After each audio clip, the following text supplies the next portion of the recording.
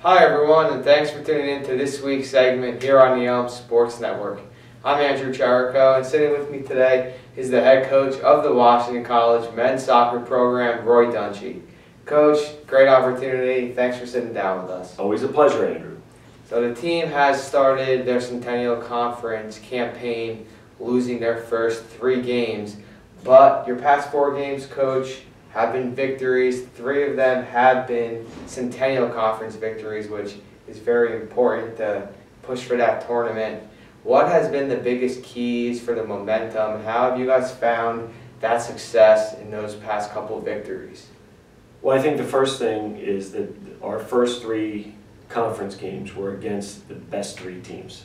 And we were competitive in those games, but we never really threatened to win them. We changed our tactics a little bit after the Haverford game. And without revealing too much, we changed our style a little bit.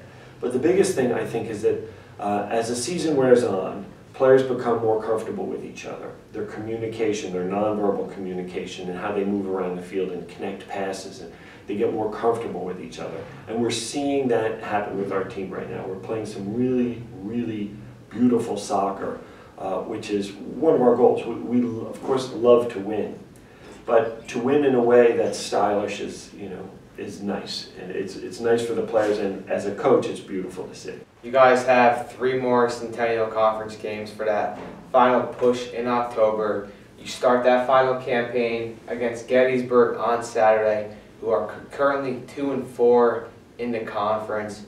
How would you preview Gettysburg? What's the big keys to come out with that victory? We were very close in that game last year. We lost that game in overtime. They're a very physical, very fast counter-attacking team. They're lightning quick up top. They have some very dangerous players. I think on paper it's a pretty even matchup. It's nice that we get to play them at home. We've been good on the road this year. We're 6-2 on the road, which is unusual.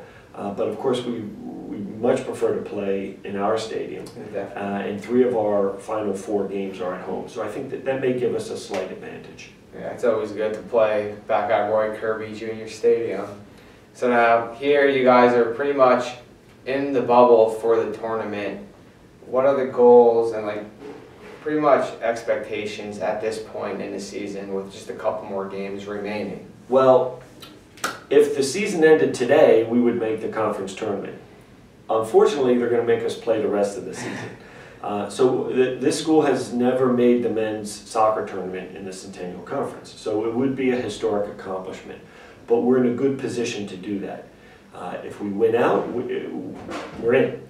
It's the first time since I've been here that we've controlled our own destiny this late in the season. So we have a chance, we have a good chance, and the spirit is right in the team for us to get this done. That's great. Let's look back to last season real quick. The team did only have 2 Centennial Conference games. Now you guys find yourself, pretty much, if you guys do win out, you make the tournament. You already have 3 conference victories, and you have 3 more games to even notch that up to possibly 6. What's been the biggest difference between this year's program and last year's? Well, our 2 wins in the conference last year were our last 2 matches, which, we had nothing to play for on paper. In other words, we weren't going to qualify for the tournament. We had only pride to play for. And when all that mattered was pride, we played our best. This year's different. This year we're playing for a conference tournament bid. The difference in the composition of the team is that last year we played a lot of players. We had 11 seniors last year, and most of them played a lot. We had a big junior, our current juniors who were sophomores last year, and most of them played a lot. This year we're using a smaller rotation, so I think we're getting a more consistent style of play, which is helping us play in a more effective way. And our current class of juniors are playing very well right now. And they're a year older, a year stronger, a year more craven. They're tired of not making the tournament. They all come from programs that are accustomed to winning. So they put the work in the off season. They killed themselves last spring to be in a position where they expect to win this year. Definitely. Coach, it's going to be exciting to see this final push in October. Thanks for taking the time and joining us. It's always a pleasure. Always a pleasure. That's all we have for on the Elm Sports Network. Thanks for tuning in.